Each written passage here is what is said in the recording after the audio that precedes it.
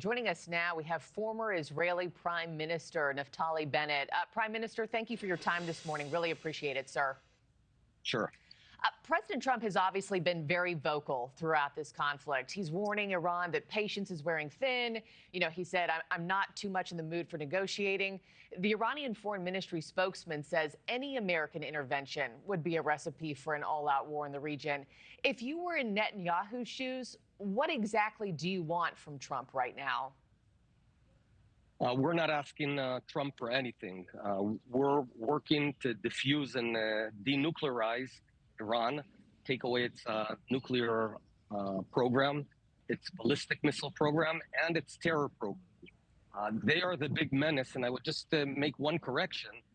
The regional war has been going on for 30 years and in higher intensity for the past 2 years, initiated by Iran. This campaign right now, its goal is to end the regional war, not to start a regional war. And if we see it through and take away Iran's capacity, then it's an end to the war, not a start to the war. What do you want to see happen to Iran's supreme leader? Netanyahu says targeting Iran's leader, Khamenei, would, quote, end the conflict, not escalate it. Do you think that's realistic, or would assassinating their head of state backfire?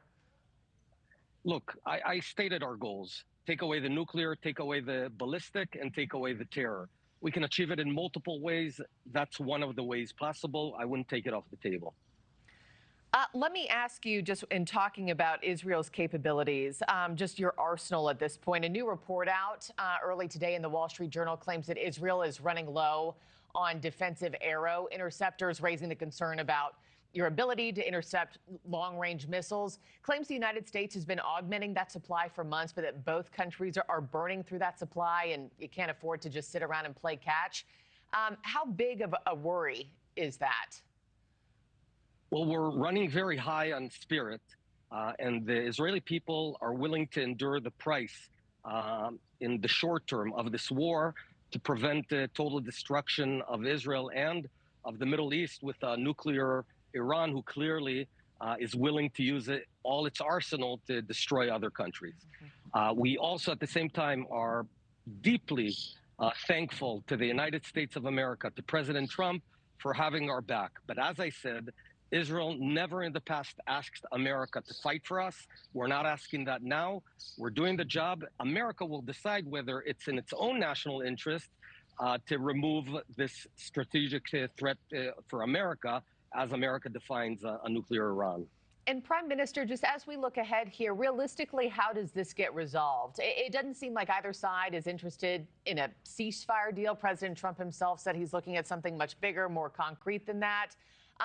In your eyes, how does peace get restored in the end?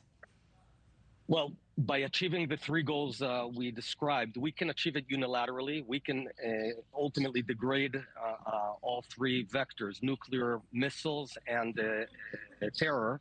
But another outcome would be for Iran to say, okay, we want to become peaceful. We're stopping and giving up our nuclear program, our ballistic missile program, and we're going to stop fomenting terror around the world and just carry on like any normal state, Belgium or France or America for that matter, where you want to govern yourself, but you stop doing all this mess. Those are basically some of the options. Before I let you go, would you describe to us just how Israelis are grappling with these ongoing airstrikes? For many of them, hearing the sirens blare overhead, running to bunkers is something that they have known their whole life, right? How is this different? And what's your message to them this morning? The Israeli people are a nation of lions, incredibly strong spirit. We are paying a price. We have almost 30 civilians who were murdered by these missiles. But we understand that, we didn't choose this war. We don't choose our neighbors. Unfortunately, lots of folks in the region want to destroy Israel. They say it. So we know it's a battle between willpower of our enemies and our own.